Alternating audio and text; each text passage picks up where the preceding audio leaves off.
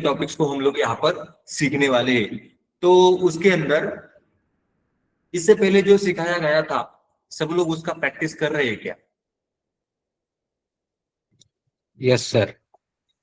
बाकी लोग yes sir. सबको समझ में आ रहा है क्या? Yes sir. दो चार लोग बोलते हैं, बाकी लोगों का आवाज नहीं आता है। Yes sir. ओके, देखो मैं जो यहाँ पर सिखा रहा हूँ वो सबको समझ में आना चाहिए, तभी मेरे सिखाने का मतलब है, वरना मेरे सिखाने का कोई मतलब नहीं है वहां पर।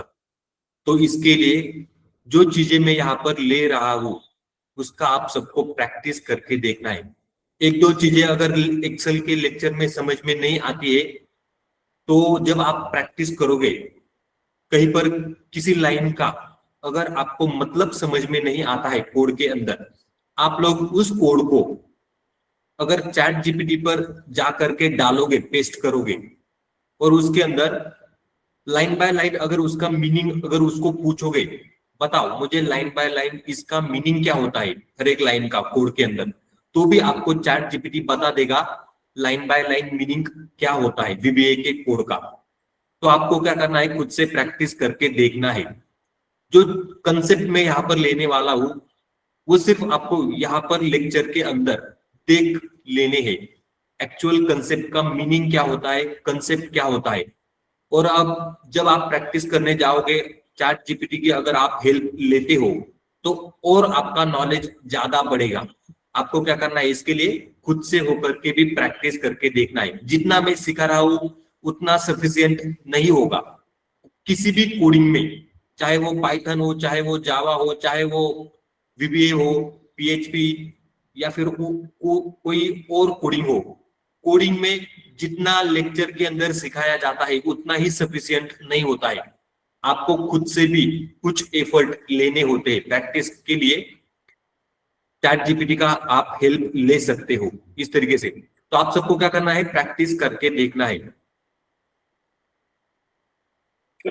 आज हम लोग यहाँ पर सीखने वाले हैं वीबीए के अगले टॉपिक्स, और यहाँ पर हमने एडवांस एक्सेल का यूट्यूब के ऊपर एक प्लेलिस्ट भी बनाया है। उसके ऊपर भी आप बिक्कड़ आईटी चैनल के ऊपर एडवांस एक्सेल का प्लेलिस्ट जा करके देख सकते हो। वहां पर भी अगर रिकॉर्डेड लेक्चर में अगर आपको नहीं देखना है तो आप एडवांस एक्सेल का प्लेलिस्ट है वहां पर भी जा करके देख सकते हो बिक्कड़ आईटी के चैनल के ऊपर।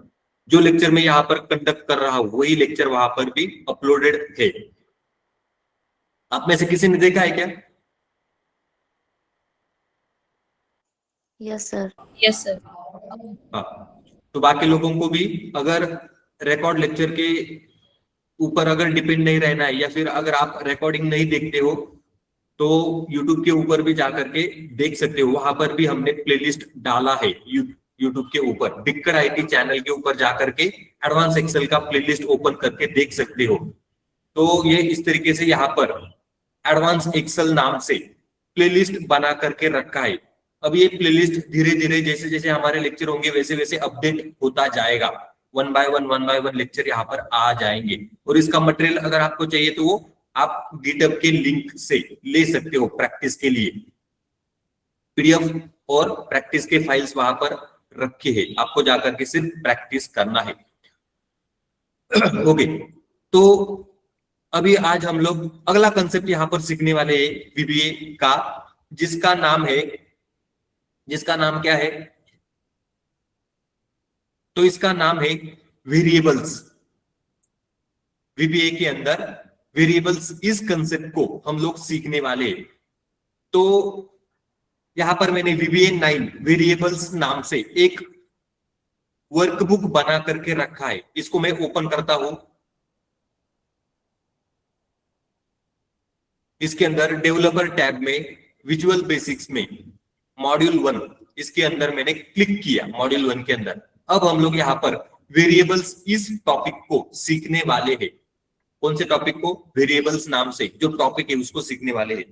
तो अगर आप यहाँ पर देखोगे तो इसके लिए मैंने पीडीएफ बना करके रखा है जिसको मैंने ओपन किया, वीबीए वेरिएबल्स। इसके अंदर डेटा टाइप्स टेबल नाम से एक टेबल आपको यहां पर दिखाई दे रहा है। तो जब आपने पाइथन को स्टार्ट किया था, पाइथन के अंदर डेटा टाइप्स को आपने सीख लिया था पाइथन के अंदर, उसी तरीके से वीबीए के अंदर भी डेटा टाइप्स होते हैं और उनको डिक्लेयर करने के लिए वेरिएबल का यूज किया जाता है। डेटा टाइप्स को डिक्लेयर करने के लिए वेरिएबल्स का यूज किया जाता है। तो सबसे पहला डेटा टाइप होता है इंटीजर। उसका मीनिंग क्या होता है? Whole numbers. एग्जाम्पल क्या है उसका? 100 क्या हो गया? इंटीजर। लॉन्ग, दूसरा डेटा टाइप होता है लॉन्ग, इसका मतलब होता है लार्ज होल नंबर्स। एग्जाम्पल क्या है उसका? 999999, ये हो गया उसका एग्जाम्पल। डबल, इसका मीनिंग होता है डेसिमल नंबर्स। डबल ये क्या है? Data type. लॉन्ग क्या है? Data type. जैसे पाइथन में फ्लोट होता है, उसी को यहां पर डबल बोला जाता है। क्या है ये? डबल। इसका मीनिंग होता है डेसिमल नंबर। इसका एग्जांपल है 3.14159। अगला डेटा टाइप है स्ट्रिंग। तो यहां पर लिखा है टेक्स्ट। क्या लिखा है यहां पर? टेक्स्ट। स्ट्रिंग का मतलब होता है टेक्स्ट। इसका एग्जांपल है डबल कोट में हेलो। बुलियन, इसका मतलब होता है ट्रू फॉल्स। इसका एग्जांपल है ट्रू। डेट, ये क्या है? Data type. इसके अंदर डेट्स एंड टाइम्स, इस तरीके से भी आप इसको स्टोर कर सकते हो। तो इसका एग्जांपल है यहां पर 1 जनवरी 2025, 1 जनवरी 2025।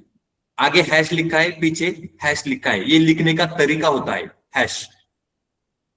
वेरिएंट, ये भी एक डेटा टाइप होता है। इसमें एनी टाइप, किसी भी डेटा टाइप को आप स्टोर कर सकते हो वेरिएंट के अंदर।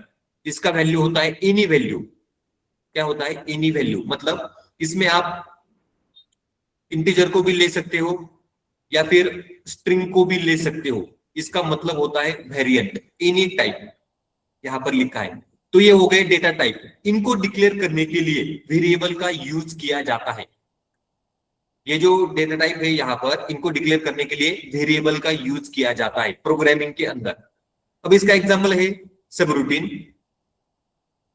फर्स्ट है यहां पर सिंपल वेरिएबल। इसका example subroutine. Variable example 1, dim age as integer. यहां पर एज वेरिएबल हो गया, एज एलियास होता है। इंटीजर का मतलब होता है, क्या होता है? Whole number. कुछ भी नंबर हो सकता है वो integer. Name as string, name variable हो गया, डेटा टाइप क्या है उसका? स्ट्रिंग। ज्वाइनिंग डेट वेरिएबल हो गया, डेट उसका डेटा टाइप हो गया, डेट। असाइन वैल्यू, अब क्या करना है? डिक्लेरेशन यहां पर हो गया 3 लाइन में। डेट को डिक्लेयर किया, स्ट्रिंग को डिक्लेयर किया, इंटीजर को डिक्लेयर कर दिया। Age, name, joining date variable हो गए वहां पर। एज इक्वल टू 30, एज का वैल्यू क्या है? 30। Name Akshay, joining date 1/1/2025, joining date यहां पर लिख दिया, वैल्यू यहां पर असाइन कर दिया वेरिएबल को। शो इन मैसेज, अब क्या करना है? मैसेज बॉक्स के अंदर ये जो वैल्यू असाइन किए हैं इनको शो करना है। मैसेज बॉक्स के अंदर डबल कोट में स्ट्रिंग के अंदर लिखना है नेम, आगे लिखा and, name and VBCRLF, and आगे लिखा है अंडरस्कोर। ये अंडरस्कोर क्यों यूज किया जाता है यहां पर? ये अंडरस्कोर नीचे के लाइन पर लिखने के लिए यूज किया जाता है। मतलब कंटिन्यूअसली अगर आपको नहीं लिखना है एक ही लाइन के अंदर, नीचे के लाइन पर अगर आपको कोड लिखना है तो यहां पर अंडरस्कोर का यूज किया जाता है। और VBCRLF का मतलब होता है जब आपका आउटपुट मैसेज बॉक्स में आएगा तो नेम पहले लाइन में आएगा, दूसरे लाइन में एज आएगा, तीसरे लाइन में ज्वाइनिंग डेट आएगा। ये कैसे आएगा? क्योंकि यहां पर VBCRLF का यूज किया है, उसी के लिए VBCRLF यूज किया जाता है। और यहां पर सबरूटीन एंड हो गया। तो मैसेज बॉक्स के अंदर आएगा नेम, एज आएगा, ज्वाइनिंग का डेट आएगा। इस तरीके से ये कोड का मीनिंग होता है। सिंपल वेरिएबल यूज किए हैं, एज, नेम, ज्वाइनिंग डेट। अब यहां पर इसको हम लोग देखेंगे। तो इसके लिए मैं यहां पर मॉड्यूल 1 के अंदर लिखता हूं सब रूटीन सिंपल वेरिएबल। अब यहां पर लिखेंगे डिम एज एज इंटीजर, उसके आगे डिम नेम एज स्ट्रिंग, उसके आगे dim joining date as date. Declare कर दिया इंटीजर स्ट्रिंग डेट, वेरिएबल को भी डिक्लेयर कर दिया। अब वैल्यू असाइन करना है। तो वैल्यू के लिए age equal to 30, name equal to क्या लिखेंगे यहां पर, डबल कोट में लिखना है क्योंकि ये स्ट्रिंग है। आगे लिखना है joining date equal to hash. लिखने का तरीका कैसे होता है, हैश 01-01-2025 बाद में हैश लिखना है। ये डेट को लिखने का तरीका होता है कोडिंग में। तो देखो ये चेंज हो गया फॉर्मेट, 1 जनवरी 2025 इस तरीके से। अब डिक्लेयर कर दिया तो मैसेज बॉक्स के अंदर यहां पर डबल कोट में अगर मैंने लिख दिया एज इज एंड आगे लिखा एज, आगे लिखा एंड आगे लिखेंगे VBCRLF, आगे लिखना एंड। अब मुझे आगे के लाइन पर नहीं लिखना है, नीचे लिखना है। तो उसके लिए अंडरस्कोर यहां पर मैंने दे दिया क्योंकि मुझे आगे नहीं लिखना है, नीचे। एंटर मार दिया तो ये कंटिन्यूअसली नीचे के लाइन पर आ गया मैं। अब यहां पर मैं लिखूंगा डबल कोट में नेम इज एंड आगे लिखा name and VBCRLF and underscore, क्योंकि मुझे वापस एक और लाइन नीचे लिखना है इसलिए मैंने अंडरस्कोर दे दिया। आगे लिखूंगा, आगे क्या लिखना है यहां पर, एज हो गया, नेम हो गया, ज्वाइनिंग डेट। तो यहां पर लिखा ज्वाइनिंग डेट ई, ज्वाइनिंग डेट आगे क्या लिखा है एक बार देख लेते हैं। तो ज्वाइनिंग डेट डबल कोट में लिखा है एंड ज्वाइनिंग डेट। तो यहां पर भी मैं ज्वाइनिंग डेट को डबल कोट में ही लिखूंगा, डबल कोट ज्वाइनिंग डेट, आगे लिखा एंड ज्वाइनिंग डेट। इस तरीके से मैंने यहां पर लिखा। ये हो गया मेरा यहां पर कोड। तो सिंपल वेरिएबल को डिक्लेयर करके मैंने यहां पर कोड को लिख दिया है इस तरीके से। अब इसको रन करेंगे तो मैसेज बॉक्स में आएगा एज, उसके बाद नेम, उसके बाद ज्वाइनिंग डेट। अब इसको रन करते हैं। F8 एज हो गया, नेम हो गया, ज्वाइनिंग डेट हो गया। मैसेज बॉक्स को यहां पर पकड़ लिया और F8 किया। देखो age is 30, name is Akshay, joining date 1 जनवरी 2025। मैसेज बॉक्स के अंदर मैसेज डिस्प्ले हो गया। ओके प्रेस किया, F8 कोड यहां पर रन हो चुका है। पहला कोड हमने यहां पर देख लिया। अगला कैलकुलेशन विथ वेरिएबल। तो dim num1 as double, num2 as double, total as double. Data type क्या लिया यहां पर, num1 num2 टोटल, तीनों का डेटा टाइप डबल ले लिया। num1 का वैल्यू क्या है 10.5, num2 का 20, टोटल क्या है num1 प्लस num2। तो आंसर आएगा जब कोड रन होगा तब 30.5। मैसेज बॉक्स के अंदर आएगा द सम इज एंड 30.5। इस तरीके से मैसेज यहां पर आएगा। सब रूटीन यहां पर एंड होगा। तो इसको देख लेते हैं। सब रूटीन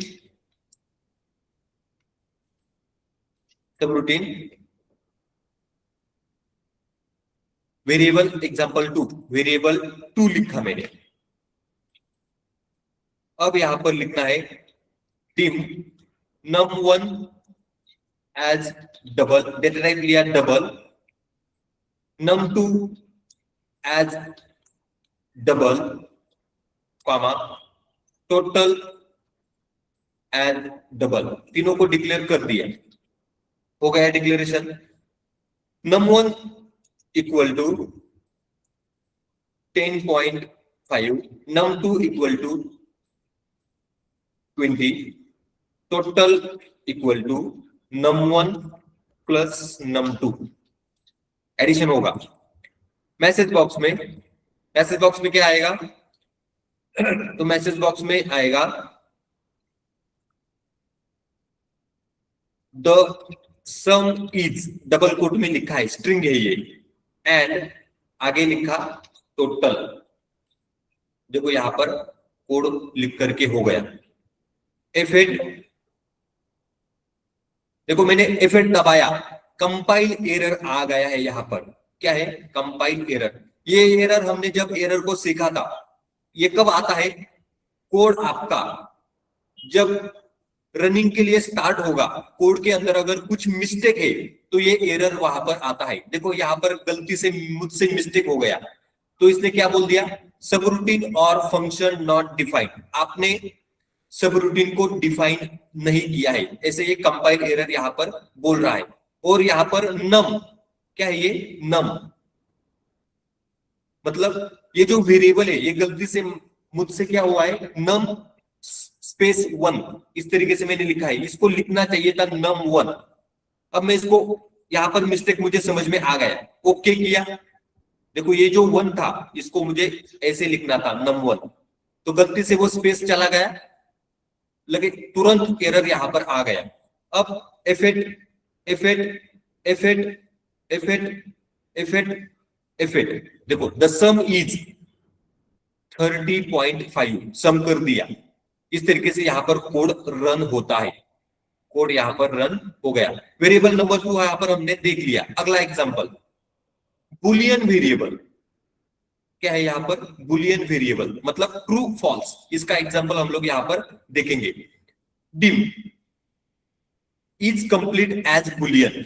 इज कंप्लीट ये वेरिएबल डिक्लेयर किया, इसका मीनिंग क्या होता है? बुलियन। डेटा टाइप मैंने क्या डिक्लेयर किया? बुलियन। बुलियन का मतलब ट्रू फॉल्स। इज कंप्लीट का वैल्यू क्या है? अभी फॉल्स। तो यहां पर इफ एल्स ब्लॉक को यूज करने वाले, इफ एल्स लूप को हम लोग यहां पर यूज करने वाले। If is complete equal to true, अगर इज कंप्लीट का वैल्यू ट्रू है देन तो क्या होगा? मैसेज बॉक्स में मैसेज आएगा टास्क कंप्लीटेड। अगर इज कंप्लीट का वैल्यू ट्रू नहीं है, एल्स ब्लॉक एक्टिव होगा। उस केस में क्या होगा? Message box task not completed. And if, ये जो इफ ब्लॉक यहां पर ओपन किया था, यहां पर एंड होगा, एंड इफ। तो इसमें इफ एल्स कंडीशन मैंने दे दिया, सबरूटीन यहां पर एंड हो जाएगा जो कि यहां पर ओपन हो गया था। तो ये इस तरीके से यहां पर कोड है। बुलियन वेरिएबल को हम लोग यहां पर सीखने वाले हैं। तो इसको लिखेंगे, इसको लिखने के लिए यहां पर लिखेंगे सबरूटीन वेरिएबल बुलियन, ऐसे मैंने नाम दिया, कुछ भी नाम दे सकते हो आप। तो यहां पर मैंने लिखा dim is complete as BOOLE Boolean. Is complete equal to true. देखो ट्रू कैपिटल हो गया, ट्रू का टी कैपिटल हो गया। पहले मैंने लिखा था तो अब स्मॉल लिखा था। पाइथन केस सेंसिटिव लैंग्वेज होता है, ये जो लैंग्वेज है ये केस सेंसिटिव नहीं होता है, VBA।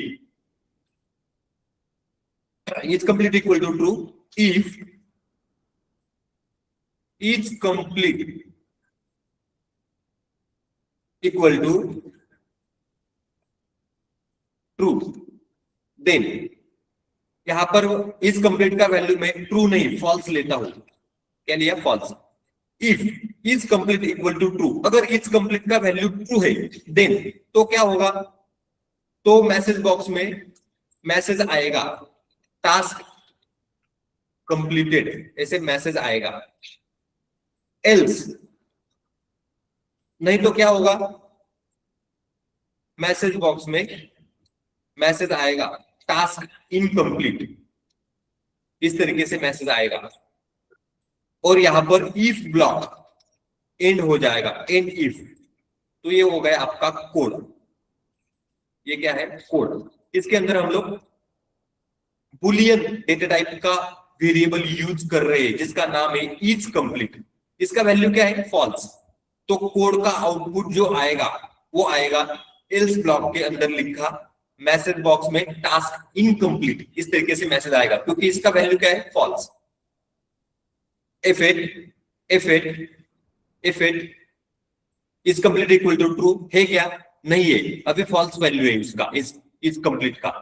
तो देखो एल्स ब्लॉक एक्टिव हो गया, उसके अंदर जो लिखा जाएगा वो आउटपुट मैसेज बॉक्स में आएगा। मैसेज बॉक्स में टास्क इनकम्प्लीट, देखो task incomplete. And if and subroutine, subroutine यहां पर क्लोज हो गया है, आपको दिखाई दे रहा है। ये क्या है? यहां पर बुलियन वेरिएबल का हमने यहां पर एग्जांपल देख लिया। अब ये हो गया यहां पर वेरिएबल्स 1 नाम से, पीडीएफ का नाम था वेरिएबल्स 1। अब इसको मैं क्लोज कर देता हूं। यहां तक जो सिखाएगा इसमें किसी को कुछ डाउट है क्या?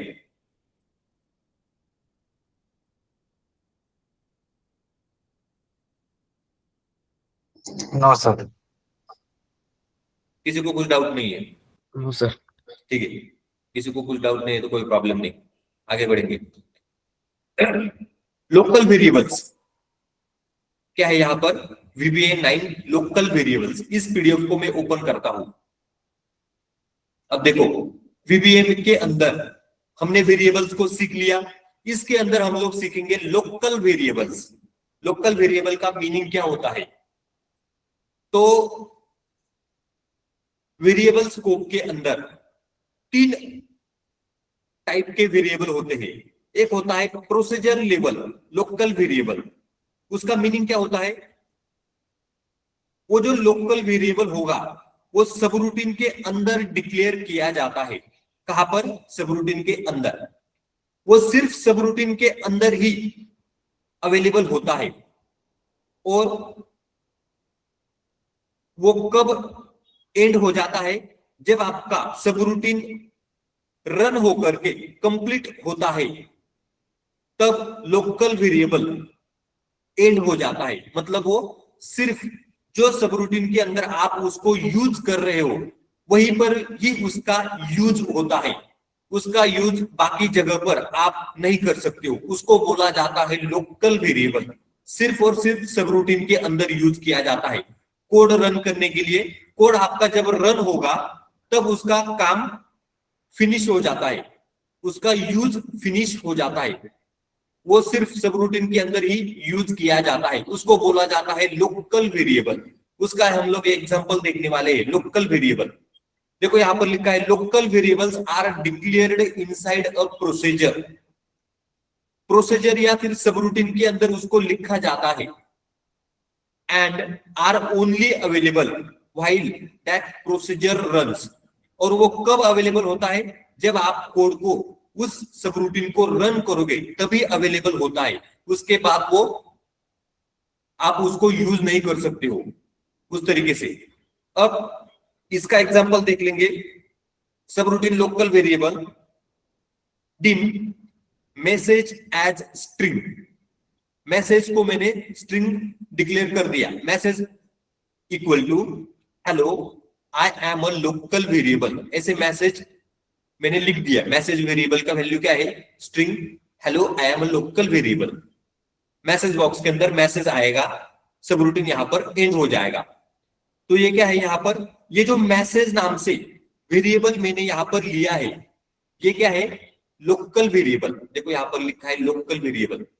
तो ये सिर्फ इसी सबरूटीन के अंदर आप यूज करोगे जिसका नाम है लोकल वेरिएबल एग्जांपल।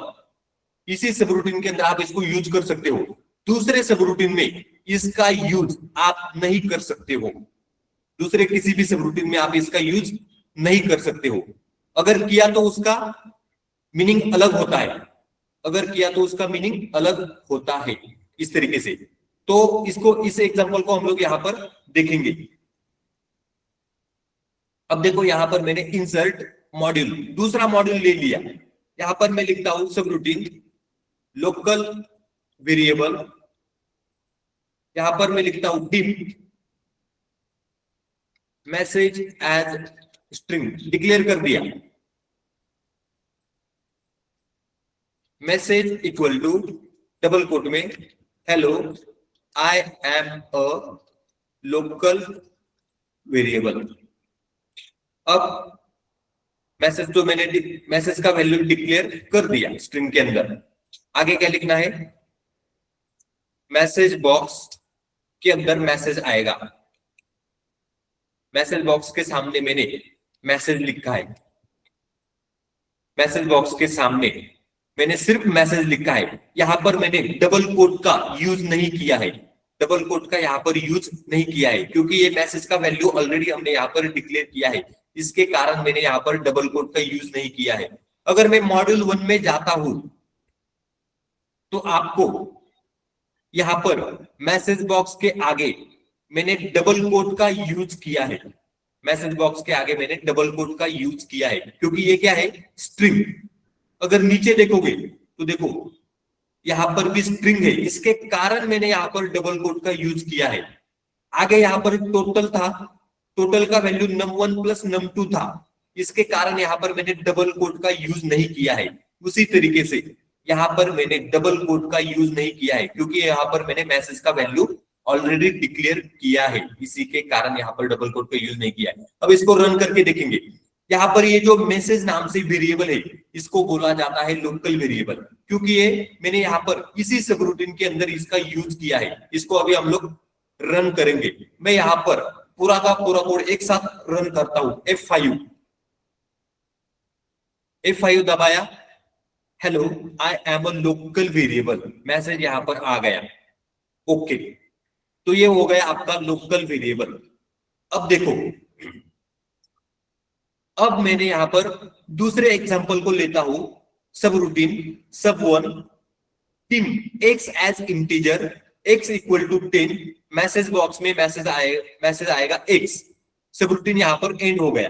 नीचे मैंने दूसरा सब रूटीन ले लिया sub2 नाम से, उसके अंदर भी लिखा dim x एज इंटीजर, ऊपर भी लिखा है x as integer, x equal to 20 लिखा, यहां पर लिखा x इक्वल टू 10। अब नीचे भी लिखा मैसेज बॉक्स में x। अब ये जो x है आउटपुट आएगा और ये x, दोनों में डिफरेंस है, दोनों में यहां पर डिफरेंस है। तो यहां पर जो x मैंने यूज किया है वो सिर्फ इसी सब रूटीन के लिए है, और यहां पर जो x मैं यूज कर रहा हूं वो सिर्फ इसी सब रूटीन के लिए है। तो दोनों का वैल्यू यहां पर अलग है, इसी को बोला जाता है लोकल वेरिएबल। ऊपर वाला x और नीचे वाला x अलग अलग है क्योंकि दो सब रूटीन अलग अलग है, इसी को बोला जाता है लोकल वेरिएबल। क्या होता है ये, लोकल वेरिएबल। दोनों का वैल्यू जब आउटपुट आएगा, यहां पर आएगा 20, यहां पर आएगा 10, इस तरीके से। अब अगर मैं इनको कॉपी करता हूं और इसको अगर कंट्रोल C पेस्ट करता हूं, देखो मैंने यहां पर पेस्ट किया, कमेंट यहां पर आ गया है, कमेंट भी आपको दिख रहा है। तो देखो ये दो अलग अलग सब रूटीन है, ऊपर वाला अलग है sub1 नाम से, नीचे वाला अलग है। दोनों के अंदर x का वैल्यू एक जगह पर 10, दूसरे जगह पर 20। पहले को मैं रन करता हूं F5, देखो यहां पर 10 वैल्यू आ गया, मैसेज बॉक्स में 10। दूसरे को अगर मैं रन करता हूं F5, देखो यहां पर 20 आया है। तो ये एक दूसरे के साथ इनका कोई लेना देना नहीं है, ऊपर वाला अलग है, नीचे वाला अलग है, इसी को बोला जाता है लोकल वेरिएबल। क्या है ये, लोकल वेरिएबल।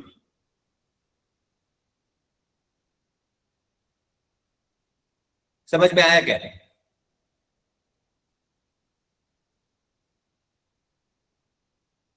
समझ में आया क्या? Yes sir. किसी को कोई डाउट नहीं है?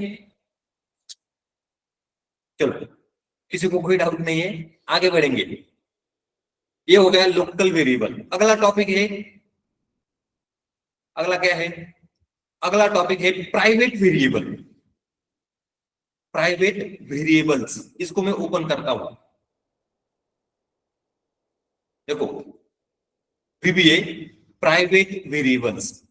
अब इसका मीनिंग क्या होता है?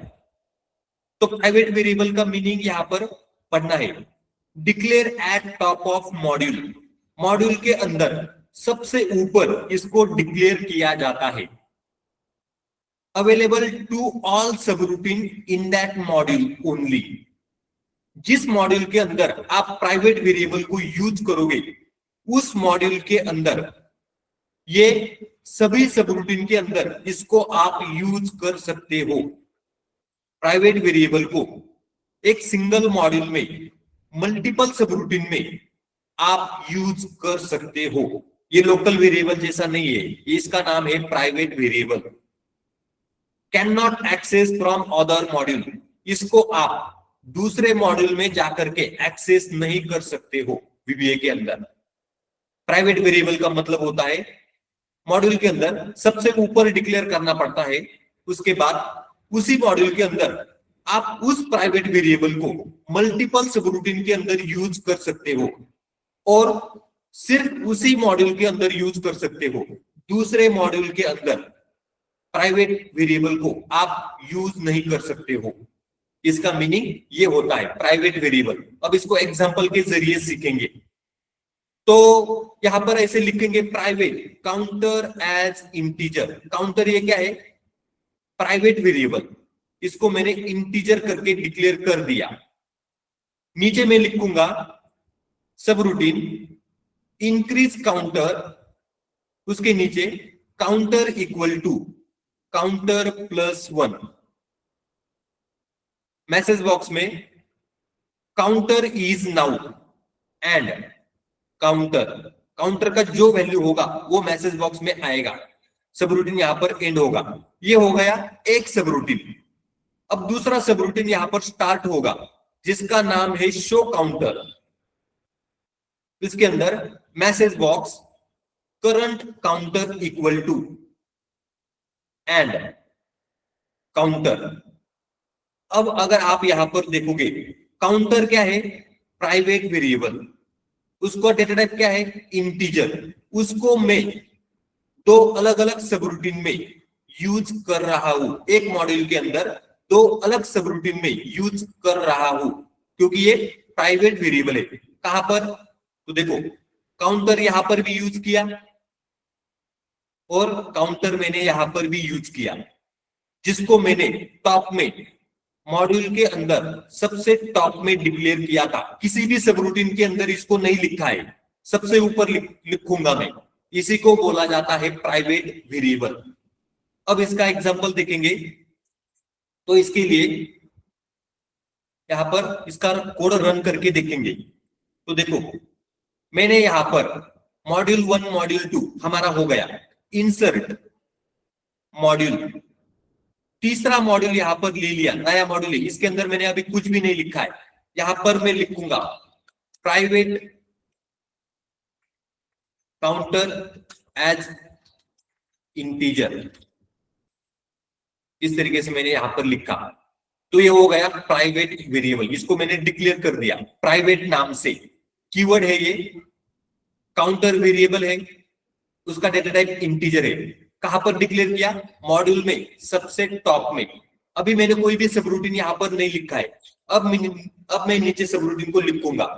सबरूटीन के अंदर यहां पर लिखूंगा प्राइवेट वेरिएबल, ऐसे मैंने लिखा। अब यहां पर मैं लिखूंगा काउंटर, इसका यूज कर रहा हूं जो मैंने ऊपर डिक्लेयर किया है लाइन के ऊपर टॉप में, मॉड्यूल के ऊपर सबसे टॉप में इसको डिक्लेयर किया जाता है किसी भी सबरूटीन के पहले। काउंटर इक्वल टू क्या लिखा है यहां पर कोड के अंदर? Counter equal to counter +1। इसका वैल्यू क्या है? काउंटर +1। काउंटर का वैल्यू क्या है? काउंटर +1। मैसेज बॉक्स में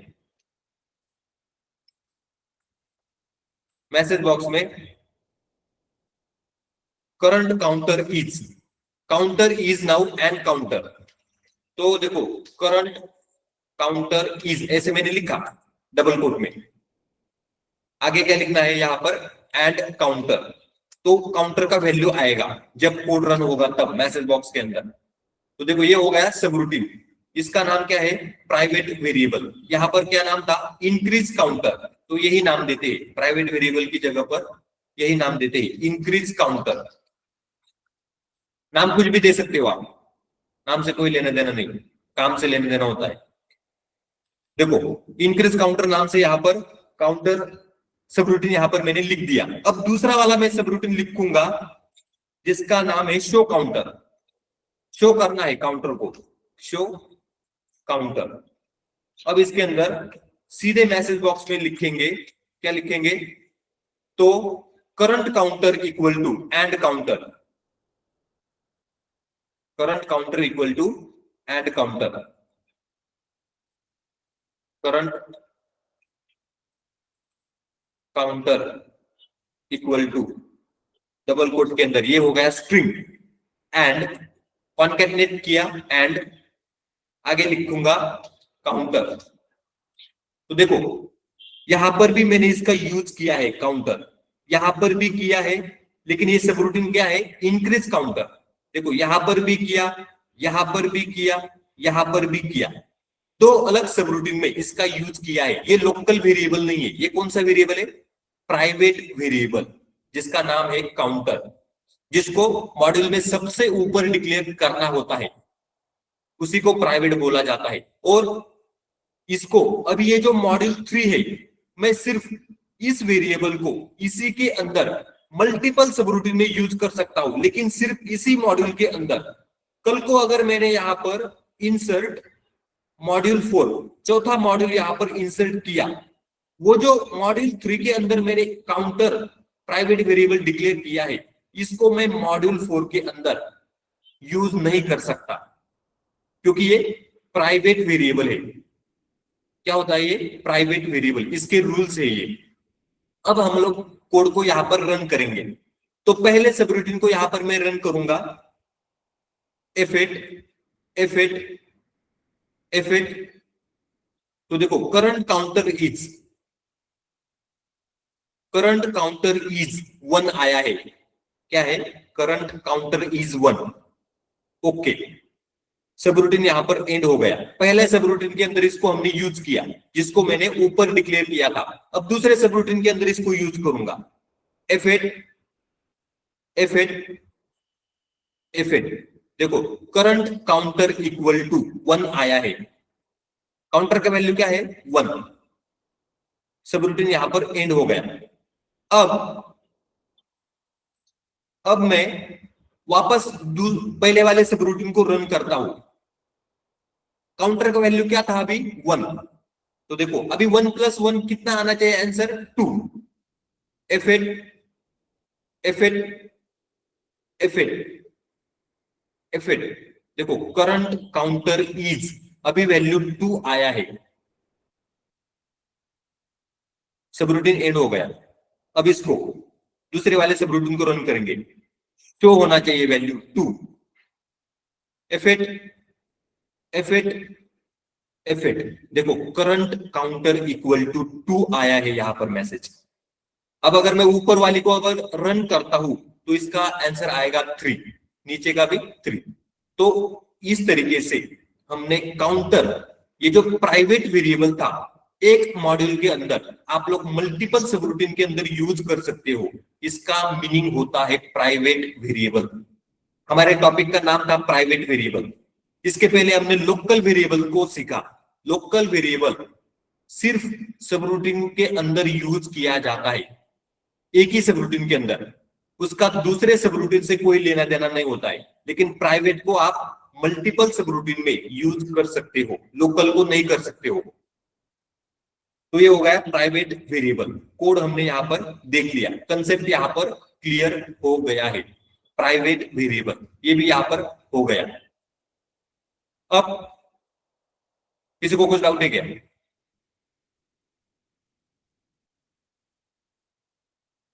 किसी को कुछ डाउट है क्या? No sir. किसी को कुछ भी डाउट नहीं है? ओके, चलो नेक्स्ट टॉपिक जिसको हम लोग सीखने वाले हैं, क्या है next topic? Public variable. Public variable, variable का तीसरा टाइप, पहला है लोकल, दूसरा होता है प्राइवेट, तीसरा होता है पब्लिक। अब इसको मैं ओपन करता हूं, देखो VBA पब्लिक वेरिएबल। क्या है ये? Public variable. इसका मीनिंग क्या होता है? Declared eight top of module with public. इसको पब्लिक कीवर्ड के साथ सबसे ऊपर मॉड्यूल के अंदर टॉप में यूज किया जाता है, टॉप में लिखना पड़ता है मॉड्यूल के अंदर। अवेलेबल इन एनी मॉड्यूल, ये किसी भी मॉड्यूल में आप इसका यूज कर सकते हो, किसी भी सबरूटीन में, किसी भी फंक्शन में आप इसका यूज कर सकते हो, क्योंकि ये पब्लिकली अवेलेबल होता है। इसका नाम ही है public variable. Entire VBA project can access, आपका जो प्रोजेक्ट होगा VBA का, उसके अंदर कहीं पर भी, किसी जगह पर भी आप इसका यूज कर सकते हो। मतलब किसी भी मॉड्यूल के अंदर, किसी भी सबरूटीन में आप इसका यूज कर सकते हो, क्योंकि ये पब्लिक वेरिएबल होता है। क्या है ये? Public variable. अब इसका डिक्लेरेशन कैसे होता है? Public user name as string. User name ये पब्लिक वेरिएबल हो गया, इसका डेटा टाइप क्या है? स्ट्रिंग। तो सबरूटीन यहां पर लिखेंगे set user name. User name को सेट करना है, user name equal to Akshay Domse. Set कर दिया यूजर नेम, सबरूटीन यहां पर एंड हो गया। Subroutine display user name. अब जो यूजर नेम मैंने डिक्लेयर कर दिया है, सेट किया है, उसको यहां पर डिस्प्ले करना है। मैसेज बॉक्स के अंदर मैसेज आएगा, वेलकम अक्षय डोमसे, इस तरीके से मैसेज आएगा। सबरूटीन यहां पर एंड हो जाएगा, सबरूटीन यहां पर एंड हो जाएगा इस तरीके से। तो यहां पर मैंने दो अलग सबरूटीन लिखे हैं, जिनके अंदर मैं यूजर नेम, ये जो पब्लिक वेरिएबल है, इसका यूज कर रहा हूं। यहां पर मैंने डिक्लेयर करने के लिए यूज किया, यहां पर मैंने मैसेज बॉक्स के अंदर इसका यूज किया है। अलग अलग सबरूटीन है, इसका नाम है डिस्प्ले यूजर नेम, इसका नाम है सेट यूजर नेम, अलग अलग सबरूटीन। अब इसका एग्जांपल हम लोग यहां पर देखेंगे। तो यहां पर मैं लिखता हूं, देखो मॉड्यूल 4 के अंदर अभी मैंने कुछ भी नहीं लिखा है, मैं यहां पर लिखूंगा public user name as string. Declare कर दिया टॉप में, मॉड्यूल के अंदर सबसे टॉप में मैंने इसको लिखा है। सबरूटीन अभी नहीं लिखा है, subroutine set user name, subroutine लिखा। तो इसके अंदर लिखूंगा यूजर नेम इक्वल टू, इसका डिक्लेरेशन स्ट्रिंग में करना है, तो मैंने मेरा नाम लिख दिया, हो गया। इतना ही कोड था। दूसरा सबरूटीन, दूसरा क्या है? Show user name. अब यहां पर लिखना है मैसेज बॉक्स, डबल कोट में क्या लिखना है यहां पर? मैसेज बॉक्स में डबल कोट में वेलकम एंड यहां पर मैं लिखूंगा यूजर नेम। तो पहला सेट किया, दूसरे में मैंने डिस्प्ले कर रहा हूं, शो कर रहा हूं। तो पहले को मैं यहां पर रन करता हूं, F8 यूजर नेम का वैल्यू ले लिया अक्षय डोमसे, कोड रन हो चुका है, सिर्फ इसने वैल्यू ले लिया यूजर नेम का, इसको वैल्यू पता चल गया। अब इसको शो करना है मैसेज बॉक्स के अंदर, F8 देखो वेलकम अक्षय डोमसे, इस तरीके से मैसेज आया है। अब ये वेलकम और अक्षय अटैच होकर के आया है, ये क्यों आया है? तो देखो यहां पर वेलकम के बाद क्या करना है? थोड़ा सा स्पेस देना है, मैंने स्पेस दे दिया F8। अब मैं वापस इसको रन करता हूं, F8 देखो वेलकम अक्षय डोमसे, स्पेस आया है वेलकम और अक्षय के बीच में। इस तरीके से यहां पर कोड को रन किया जाता है। यहाँ पर मैंने दो अलग सबरूटीन, एक मॉड्यूल के अंदर दो अलग सबरूटीन में इसका यूज किया है। किसका? यूजर नेम, ये जो पब्लिक वेरिएबल है इसका यूज मैंने किया है। अब देखो, ये था मॉड्यूल 4। अब मैं ये जो कोड है दूसरा वाला, कंट्रोल सी कॉपी किया, मॉड्यूल 3 के अंदर मैं पेस्ट करता हूं सबसे नीचे। क्या किया मैंने? मॉड्यूल 3 के अंदर इसको पेस्ट किया है। लिखा कहां पर है? मॉड्यूल 4 के अंदर। वैल्यू इसका डिक्लेयर मैंने मॉड्यूल 4 के अंदर किया था और डिस्प्ले कहां पर कर रहा हूं? मॉड्यूल 3 के अंदर। अब देखो ये रन होगा क्योंकि ये पब्लिक वेरिएबल है, इसको हम लोग कहीं पर भी यूज कर सकते हैं। किसी भी मॉड्यूल में, किसी भी सबरूटीन के अंदर आप इसको यूज कर सकते हो, इसका रूल होता है क्योंकि ये पब्लिक वेरिएबल है। ये जो वेरिएबल है यूजर नेम, ये पब्लिक वेरिएबल है। अब मैं इसको रन करता हूं, F8, देखो वेलकम अक्षय डोम से। ओके, सबरूटीन यहां पर एंड हो गया। अगर मैं यहां पर मॉड्यूल 4 के अंदर जाकर के यहां पर अक्षय डोमसे की जगह पर रोहित काले ऐसे मैंने लिख दिया। अब इसको सेट करना पड़ेगा। F8 हो गया सेट। पहले क्या था? अक्षय डोम से, अब क्या है? रोहित काले। अब अगर मैं मॉड्यूल 3 में आता हूं और इस कोड को रन करता हूं, F8 तो देखो वेलकम रोहित काले, आउटपुट यहां पर आ गया है। इसी को बोला जाता है पब्लिक वेरिएबल। क्या है ये? Public variable. इसको हमने यहां पर देख लिया, डिक्लेयर किया मॉड्यूल नंबर 4 में, यूज किया मॉड्यूल नंबर 3 में क्योंकि ये पब्लिक है। तो ये इस तरीके से इसका यूज होता है। समझ में आया क्या? Yes sir. Yes sir. किसी को कुछ डाउट है? किसी को कोई डाउट नहीं है? आपको क्या करना है? प्रैक्टिस करके देखना है कॉन्सेप्ट। आज जो कॉन्सेप्ट पढ़ाया उसके ऊपर इंटरव्यू में क्वेश्चन पूछा जाता है। Explain types of variable in VBA.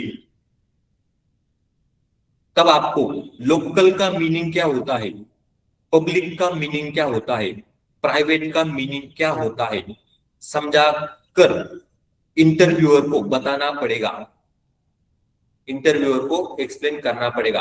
अगर कोई डेटा एनालिस्ट के ऊपर वीबीए का स्किल अपने रिज्यूमे में लगा करके इंटरव्यू देता है तो ये क्वेश्चन पूछे जाते हैं इंटरव्यू के अंदर, क्योंकि ये टेक्निकल कंसेप्ट है वीबीए के, टेक्निकल कंसेप्ट है वीबीए के।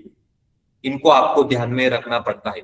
आप नोट डाउन करते जाना, जो जो चीजें मैं यहाँ पर बता रहा हूँ इंटरव्यू के अंदर पूछा जाता है, पूछे जाएंगे, आपको नोट डाउन करके रखना है अगर किसी को इंटरव्यू देने हैं तो। ओके, और किसी को कुछ डाउट है? मैसेज बॉक्स के अंदर लिखे गए मैसेज को मैं देखता नहीं हूं, मैसेज बॉक्स में मैसेज नहीं डालने हैं, मेरा ध्यान भी नहीं होता है वहां पर, मैं देखता भी नहीं।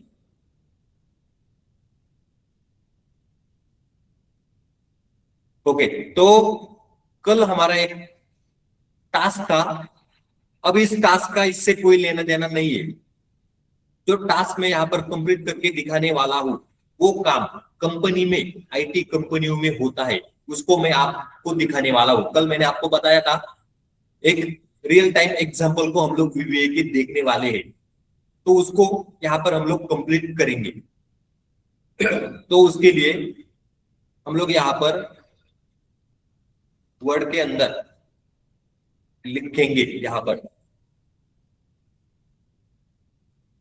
एडवर्टाइज है, ये क्या है? ये एडवर्टाइज। यहां पर लिखेंगे बड़े अक्षर में,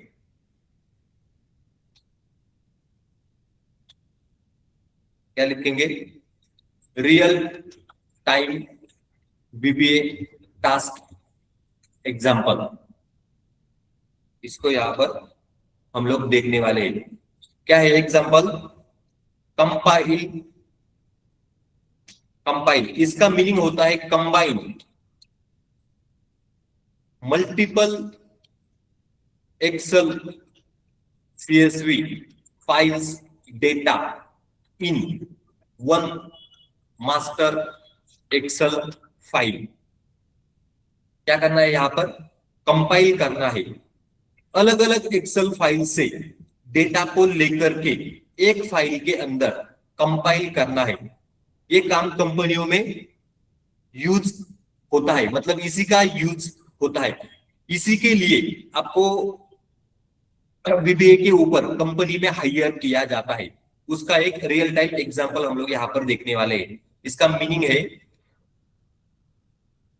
compile combine multiple Excel CSV files data in one एक मास्टर एक्सेल फाइल, मतलब अलग अलग एक्सेल के CSV फाइल से डेटा लेकर के एक मास्टर फाइल बना करके उसके अंदर डालना है वो डेटा।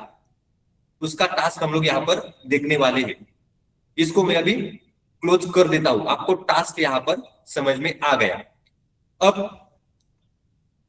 देखो यहां पर ये जो था इसको मैं क्लोज कर देता हूं, इस फाइल को भी क्लोज कर देता हूं जिसका नाम था VBA 9 वेरिएबल्स।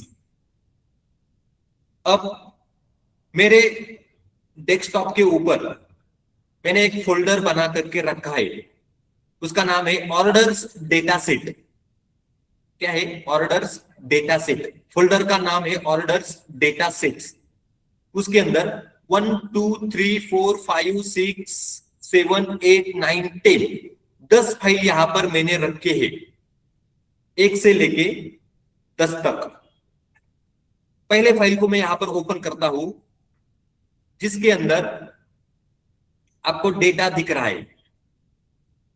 क्या है यहां पर? डेटा। इसके अंदर ऑर्डर का आईडी है, ऑर्डर का डेट है, कैटेगरी है, प्रोडक्ट का नाम है, क्वांटिटी है, यूनिट प्राइस है, टोटल अमाउंट है, सिटी है, पेमेंट का मेथड है, स्टेटस है। तो ये अलग अलग कॉलम है। ऑर्डर का डेटा सेट है ये। ऑर्डर का आईडी, ऑर्डर का डेट, ऑर्डर की कैटेगरी, प्रोडक्ट का नाम है, उसका क्वांटिटी दिया गया है, यूनिट प्राइस दिया है, टोटल अमाउंट दिया है, सिटी दिया है, पेमेंट मेथड दिया है, सेटिंग स्टेटस दिया है। यहां पर बेसिकली ये सिर्फ कस्टमर के जो ऑर्डर्स होते हैं उसका ये डेटा सेट है। कितना बड़ा डेटा सेट है ये? कंट्रोल शिफ्ट लेफ्ट, 10 कॉलम है इसके अंदर। कितने कॉलम? 10। और रोज कितने हैं? तो आपको नीचे 100 रोज का ये डेटा है। कितने? 100 रोज इसके अंदर, 100 कॉलम कितने हैं? 10। फाइल का नाम क्या है? Orders data set 1। अब इसके अंदर ऊपर कॉलम के हेडर आपको दिखाई दे रहे हैं। कॉलम के हेडर छोड़ के बाकी के रोज कितने हैं? 100। कॉलम कितने हैं? 10। तो ये इस तरीके से ये फाइल था ऑर्डर्स डेटा सेट 1। इसी तरीके से मैंने यहां पर 2 3 4 5 6 7 8 9 10 10 अलग अलग फाइल यहां पर रखे हैं। 10वें फाइल को मैं यहां पर ओपन करता हूं। इसके अंदर भी वही डेटा है, सेम डेटा, मतलब सिर्फ डेटा अलग है लेकिन ऑर्डर्स का ही डेटा सेट है ये भी। तो आपको यहां पर दिखाई दे रहा है ये भी। इसके अंदर भी 10 कॉलम है, 100 रोज आपको यहां पर दिख रहे हैं। इसके अंदर भी कॉलम के हेडर आपको दिखाई दे रहे हैं। कॉलम के हेडर 10वां फाइल है ये। कॉलम का हेडर आपको यहां पर दिख रहा है। अब इसको मैं यहां पर क्लोज कर देता हूं। मेरे सभी फाइल्स के अंदर कितने रोज है? 100। 10 फाइल के मिलाकर के कितने रोज हो जाएंगे? 10 फाइल के 10 मल्टीप्लाई बाय 100 तो 100 कितने होंगे? 100 1000 रोज आने चाहिए। कितने? 1000। जब इसका डेटा कंबाइन होगा 10 फाइल का, हमारे रोज नए फाइल के अंदर कितने आने चाहिए? 1000। अब इसके लिए मैं यहां पर चैट जीपीटी के ऊपर जाकर के प्रॉम्प्ट डालता हूं।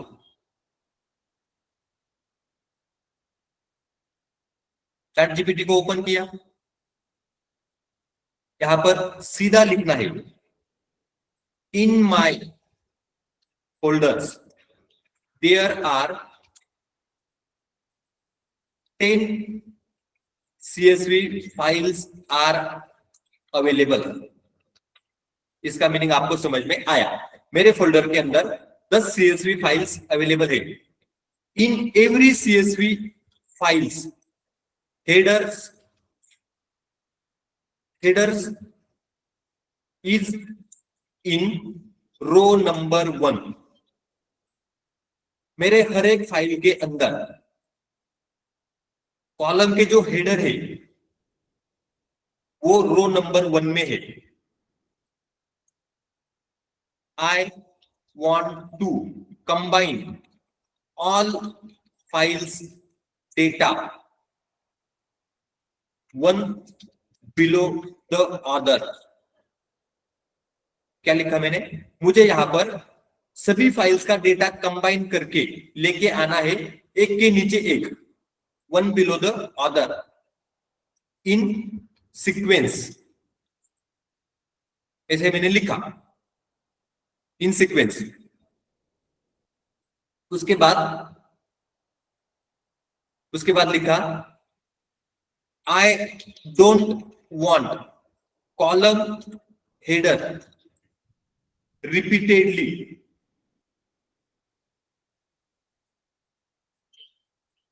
while combining my data।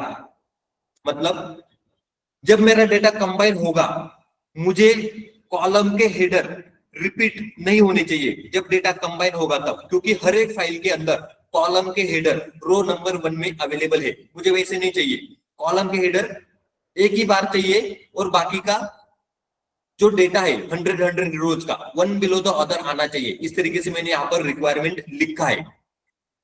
इसका मीनिंग ये हो गया। आगे लिखता हूं, आगे क्या लिखना है? I want to create new Excel workbook for combining this data. क्या लिखा मैंने? मुझे एक नए एक्सेल के वर्कबुक के अंदर इस डेटा को कंबाइन करना है, ऐसे लिखा।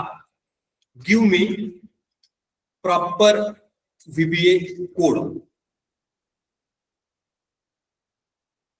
विदाउट एरर,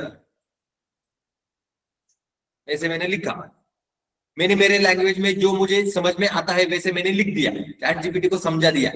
उसको समझ में आता है नहीं आता है अभी नहीं पता, वो जब कोड रन होगा तभी पता चलेगा, लेकिन मैंने मेरा काम कर दिया। रिक्वायरमेंट इसी को बोला जाता है, प्रॉम्प्ट इसी को बोला जाता है। अब हो गया इतना, इसके अंदर कुछ भी नहीं बचा है, तो एक बार चेक करना है। In my folders there are 10 CSV files are available. In every CSV files headers is in row number 1। I want to combine all files data one below the other in sequence।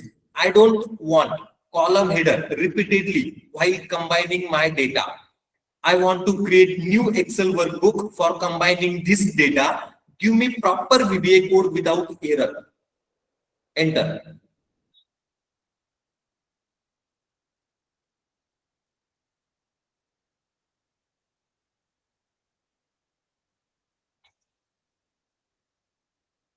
दे दिया। Code समझ में नहीं आएगा, code के ऊपर ध्यान नहीं देना है। कॉपी कोड कॉपी किया, एक एक्सेल का वर्कबुक मैंने यहां पर ले लिया, ओपन किया, डेवलपर टैब में विजुअल बेसिक के अंदर इंसर्ट मॉड्यूल 1, मॉड्यूल आ गया, पेस्ट किया। देखो यहां पर कोड मैंने पेस्ट कर दिया, इतना बड़ा कोड। अब कोड तो आ गया, अब देखते हैं आउटपुट आता है या नहीं। तो इसको अभी रन करना है। मैंने मेरे फोल्डर के अंदर फाइल्स को रखा है जिसका नाम है ऑर्डर्स डेटा सेट, डेस्कटॉप के ऊपर। अब इसको मैं रन करता हूं तो देखो यहां पर जैसे मैंने कोड को रन किया, select folder containing CSV file, ये क्या बोल रहा है? फोल्डर को सिलेक्ट करो जिसके अंदर आपके CSV फाइल्स को आपने रखा है। Select folder containing CSV files. Desktop के ऊपर जाता हूं, ऑर्डर्स डेटा सेट्स नाम से फोल्डर है, फोल्डर के ऊपर क्लिक किया, देखो फोल्डर का नाम नीचे आपको दिखाई दे रहा है। ओके प्रेस किया,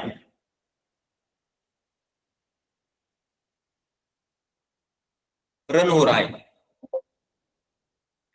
मैसेज बॉक्स में मैसेज आया है, all CSV files combined successfully into new workbook.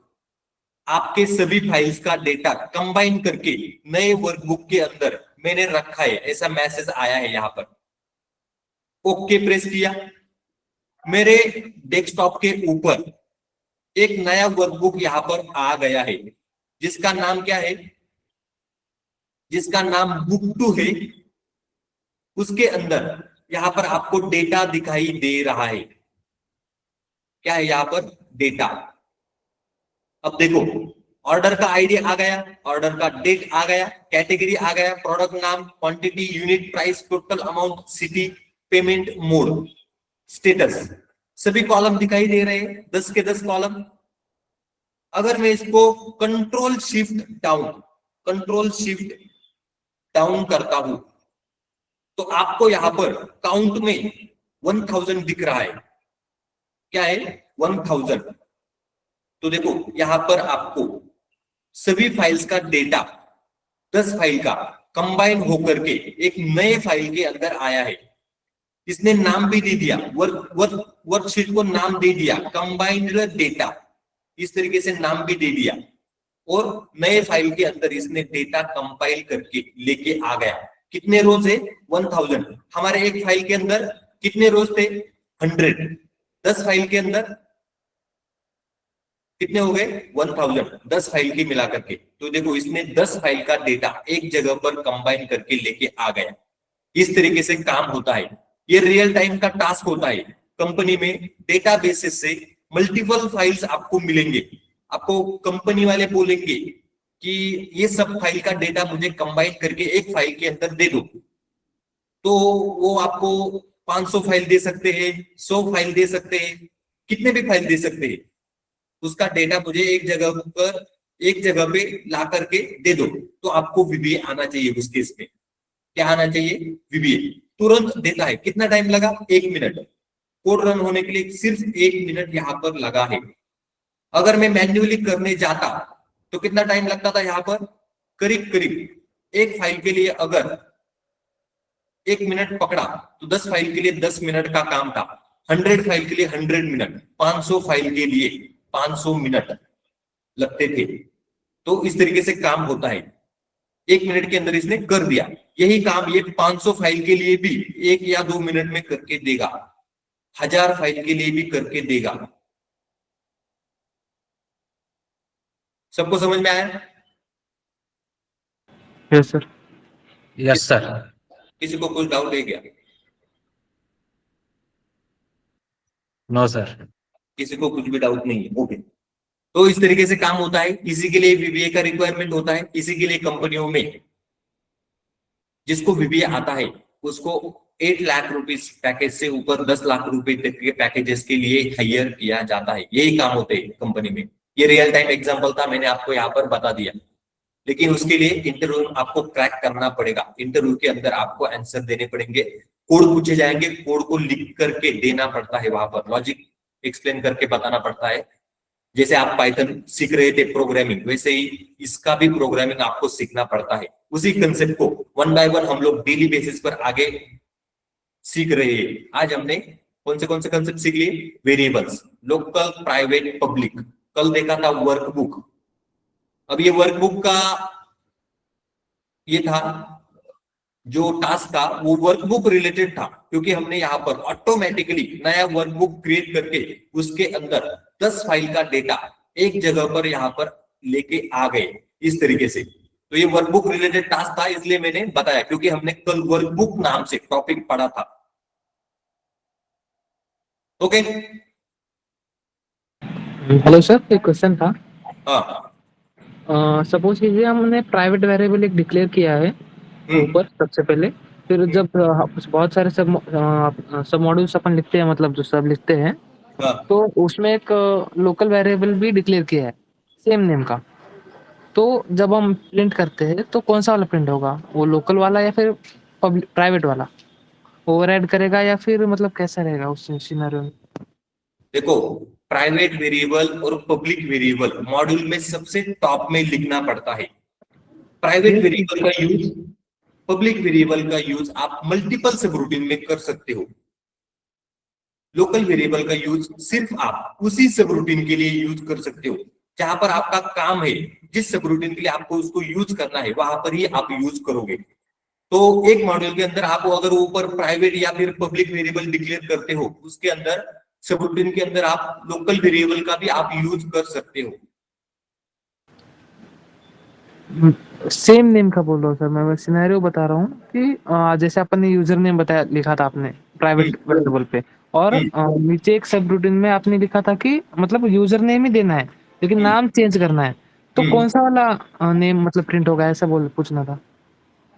अभी मैंने आपको दिखाया ना, जो नाम एक बार वेरिएबल को डिक्लेयर करने पर, जैसे कि पब्लिक वेरिएबल को डिक्लेयर कर दिया, यूजर नेम इक्वल टू मैंने पहले लिखा था अक्षय डोम से, तो उसने अक्षय डोम से ले लिया। बाद में मैंने उसका वैल्यू अगर चेंज किया रोहित काले, तो दूसरी बार वो चेंज हो जाएगा, रोहित काले पकड़ लेगा वो। Okay okay, yes sir. वो रन, आप रन कैसे कर रहे हो सिक्वेंशियली।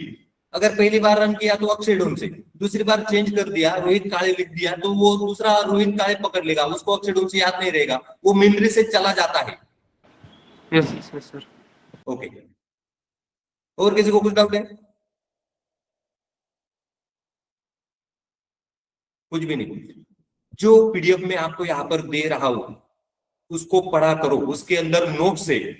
लेक्चर के अंदर सब कुछ आपको बताना पॉसिबल नहीं है, लेकिन जब आप पीडीएफ को पढ़ोगे, कोड को जब आप रन करोगे, प्रैक्टिस करोगे, लेक्चर को देखने से सिर्फ काम नहीं, वो पीडीएफ भी पढ़ा करो। पीडीएफ के अंदर बहुत इंपॉर्टेंट पॉइंट्स वहां पर आपको मिलेंगे, नोट्स आपके परफेक्ट हो जाएंगे वहां पर। चलो, आज का लेक्चर यहाँ पर कंप्लीट होता है। आपको क्या करना है, इसका प्रैक्टिस करके देखना है इस तरीके से। Good bye. कल से लेक्चर शायद 4 बजे रहेंगे हमारे, कल से 4 से 5। तो ये भी याद रखना है, मैसेज मेरा आएगा ग्रुप के ऊपर। चलो, गुड बाय।